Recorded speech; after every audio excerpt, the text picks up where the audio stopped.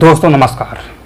दोस्तों महाराष्ट्र के पुणे में भारतीय उष्णदेशीय मौसम विज्ञान संस्थान यानी Indian institute of tropical metrology यानी IITM के जलवायु वैज्ञानिक रॉक्सी कॉल के नेतृत्व में हुई स्टडी में बताया गया है कि इंडियन ओशन में साल 2020 और 2100 के बीच यानी लगभग 80 साल में समुद्र के सतह के तापमान में 1.4 डिग्री सेल्सियस से 3 डिग्री सेल्सियस तक गर्म होने के आसार हैं दोस्तों, जिसकी वजह से काफ़ी ज़्यादा चक्रवात आएंगे, समुद्र का जल बढ़ने लगेगा, इससे मानसून भी काफ़ी ज़्यादा प्रभावित होंगे। दोस्तों इस स्टडी में बताया गया है कि समुद्री हीट वेव जो 1970 से 2000 के दौरान हर साल 20 दिन रही है, लेकिन अब इसमें बढ़ोतरी होगी जो बढ़कर हर साल 220 से 250 दिन रहने का अनुमान है। समझ रहे हो ना दोस्तों, यह स्थिति कितनी खतरनाक लेवल पर होगी। यहाँ पर आपको बता दूं कि समुद्र के सतह का तापमान जब लंबे समय तक असामान्य रूप से अधिक रहता है तब उस स्थिति को समुद्री हीट वेव कहते हैं, यानी कि इस स्थिति में समुद्र का तापमान सामान्य से ज़्यादा रहता है। दोस्तों ट्रॉपिकल इंडियन ओशन के फ्यूचर के बारे में बताया गया है कि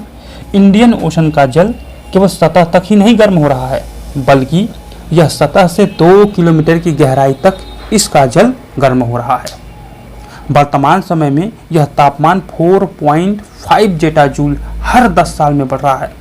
लेकिन दोस्तों भविष्य में इसकी दर हर 10 साल में 16 से 22 जेटा जूल बढ़ने की उम्मीद है। दोस्तों रॉक्सी कॉल के द्वारा बताया गया है कि भविष्य में जब ऊष्मा की मात्रा बढ़ेगी, वह एक परमाणु बम यानी जो बम हिरोशिमा में फटा था उस बम के बराबर ऊष्मा निकलेगी। एक बार सोच कर देखिए दोस्तों, यह कितना खतरनाक मंजर होगा। दोस्तों बताया गया है कि सबसे ज़्यादा वार्मिंग का स्तर अरब सागर सहित उत्तर पश्चिम हिंद महासागर में होगा,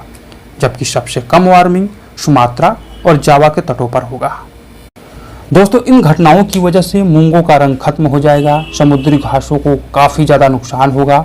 इसके अलावा फिशरी सेक्टर पर एडवर्स इफेक्ट होगा, ग्लेशियर और समुद्री बर्फ के पिघलने की गति बढ़ जाएगी, जिसकी वजह से कई शहर डूबने के कगार पर होंगे। दोस्तों इसको कंट्रोल करने के लिए ग्लोबल लेवल पर कार्बन एमिशन को तेजी के साथ कम करना पड़ेगा, फ्लेक्सिबल इंफ्रास्ट्रक्चर पर जोर देना पड़ेगा, कृषि और मत्स्य पालन के अनुकूल प्रथाओं को बढ़ावा देना पड़ेगा, मरीन इकोसिस्टम को कंजर्विंग और प्रोटेक्टिंग दोनों करना पड़ेगा, एक्सट्रीम वेदर की घटनाओं के लिए फॉरकास्टिंग कैपेबिलिटी में सुधार करना पड़ेगा, इंटरनेशनल कोऑपरेशन को बढ़ावा देना पड़ेगा। चूँकि दोस्तों हिंद महासागर जिस तेजी के साथ गर्म हो रहा है, इसको देखते हुए जलवायु परिवर्तन के प्रभाव को कम करने के लिए सक्रिय उपाय करना महत्वपूर्ण हो गया है। दोस्तों यहाँ पर हम आपको बता दें कि यह जो IITM है यानी Indian institute of tropical metrology, यह भारत के पुणे महाराष्ट्र में मौजूद एक वैज्ञानिक संस्थान है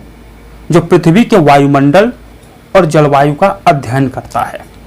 इसकी स्थापना दोस्तों साल 1962 में हुआ था